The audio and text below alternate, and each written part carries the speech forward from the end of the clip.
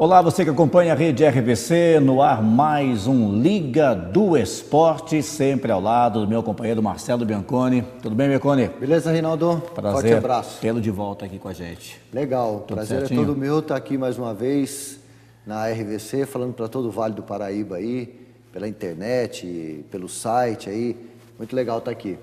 Muito bem, olha, final do ano, né? A gente sabe que é tempo de fazer a retrospectiva, mas antes a gente vai começar a projetar o ano que vem, né? Depois a gente fala um pouquinho de como foi 2017, até porque 2018 é ano de Copa do Mundo. Não temos boas lembranças da última Copa, né? 2014 aqui no Brasil. Uma pancada. Muito forte, e não vamos lembrar do 7-1 aqui, mas vamos falar do que virá em 2018. Já temos todos os grupos definidos, né, Marcelo Bianconi? A gente vai falar um pouquinho de cada um, mas é um momento para ressurgir o futebol do Brasil, né?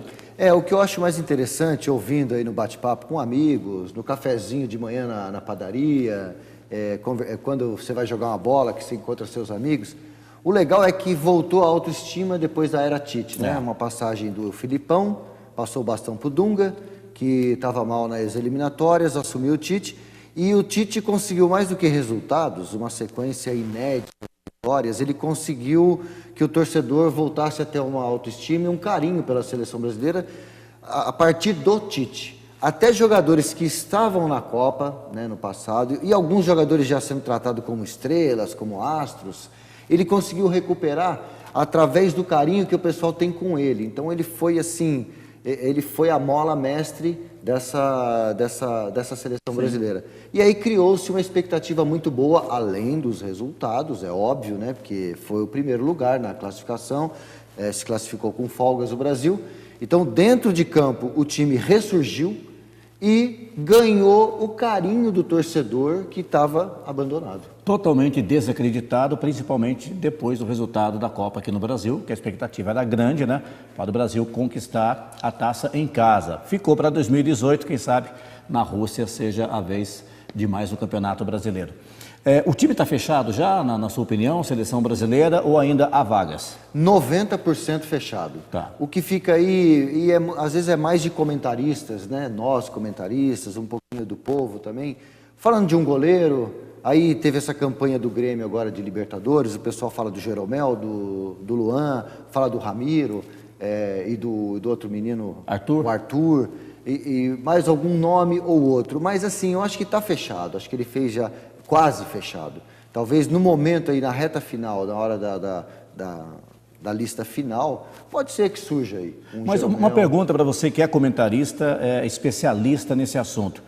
O treinador de uma seleção, ele deve convocar quem está melhor naquele momento, quer dizer, a Copa do Mundo, nós temos aí mais alguns meses pela frente. Ou ele já tem que fechar um grupo a partir de agora, a convicção dele é essa? Pode ser. O que ficou muito marcado, por exemplo, há 2 Copas atrás, quando Ganso e Neymar, novinhos ainda, estavam fazendo um trabalho fantástico no Santos. E não foram? E não foram, com o Dunga.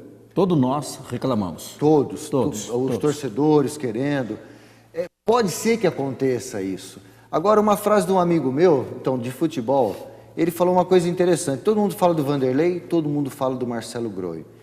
Mas existe uma escada. Por exemplo, o Cássio, que às vezes é amado e é contestado por outras torcidas, o Cássio, o que o Marcelo Groi está vivendo hoje, o que o Vanderlei está vivendo hoje no Santos, o Cássio também já passou. Ele passou por essas escadas. Então ele está credenciado para ir para a seleção. Ele está mais credenciado do que o bom momento do Groi e do Vanderlei.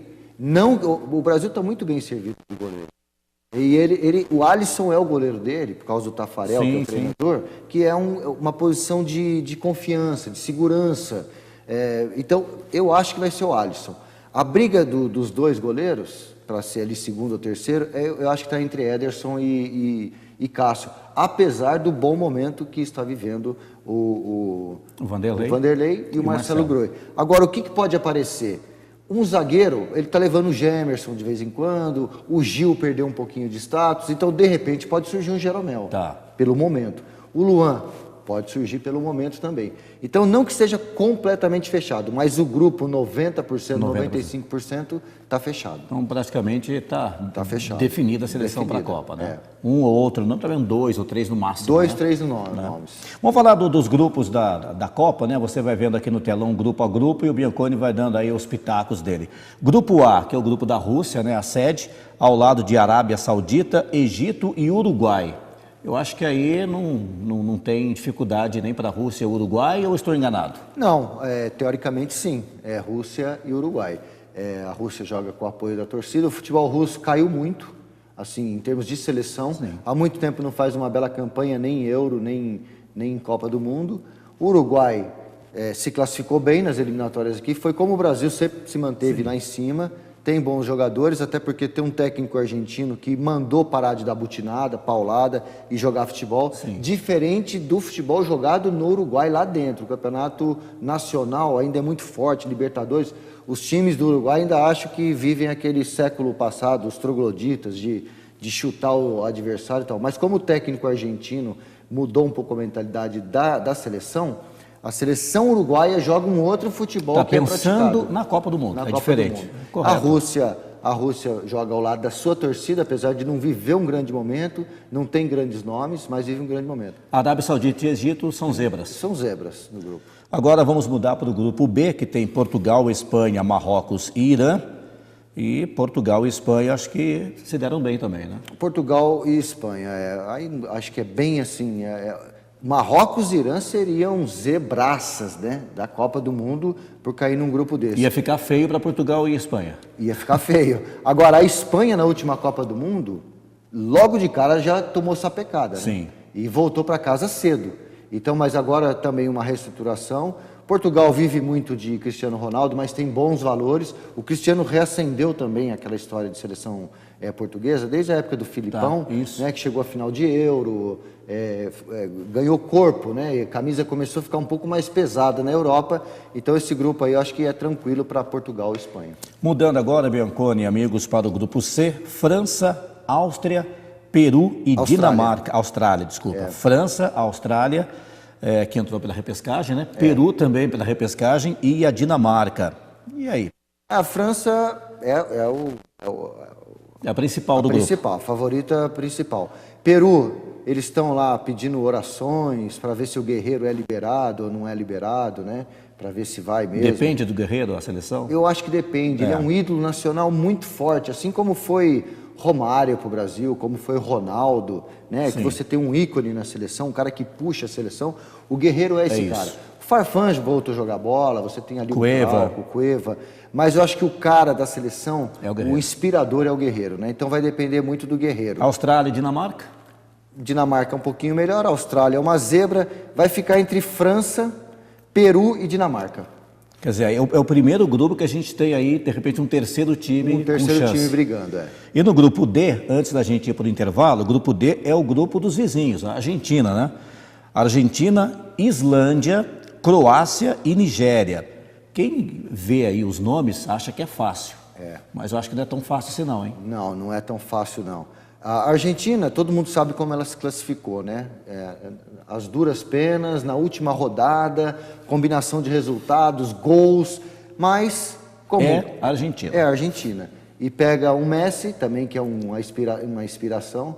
Eu acho até que tem muitos jogadores de Maria, de Bala, muitos jogadores de meia, né? O técnico, São Paulo, eu acho que vai ter tempo para arrumar o time também, porque ele não teve tempo, né? Ele pegou naquela reta final com a obrigação de buscar a classificação, um tumulto, a briga dos jogadores argentinos com a imprensa argentina, eles não estavam se conversando, não dando entrevista, mas eu acho que a Argentina chega na Copa. Aí entra a grande questão. Islândia, que muita gente está falando, é o menor país do mundo, né? Em termos de população, aí para uma Copa do Mundo, 300 mil habitantes. E pouca gente lembra, eu tenho muita gente destaca essa história da Islândia, que além de ter um nível de vida lá muito bom, né, quem mora na Islândia, até por ser um país pequeno, mas muita gente não está lembrando da última Euro. Foi uma das sensações. Uma das sensações, ela ganhou da Inglaterra nas oitavas e foi eliminada numa Euro, nas quartas de final, pela França. E eu não tenho visto muita gente comentando isso. Fica destacando que é um time pequeno, um país pequeno. Por isso que eu falei que esse grupo aí, pelos nomes, pode enganar muita gente, né? A Croácia, o Brasil pegou, é um time difícil. Um futebol europeu muito bom, de toque de bola, mas eles têm jogadores habilidosos. E a Nigéria não se classificou tão bem lá na África, assim. Ela se classificou a duras penas. Mas a Nigéria, se a gente voltar no tempo, já deu sufoco para o Brasil, para a Itália, para a Alemanha. É um time chato. Então a Argentina é a favorita? É, mas vai ter que lutar muito. Aí pode ser até, como diria o Zagallo, aí nós somos surpreendidos. Sim. Nós vamos ao rápido intervalo, não saia daí. Daqui a pouquinho o Bianconi vai comentar os demais grupos, né? Tem o grupo do Brasil ainda, falando um pouquinho do que pode vir aí pela Copa, pela frente, né? Na Copa de 2018. Liga do Esporte volta daqui a pouquinho aqui pela rede RVC. Não saia daí, hein? A gente volta já já.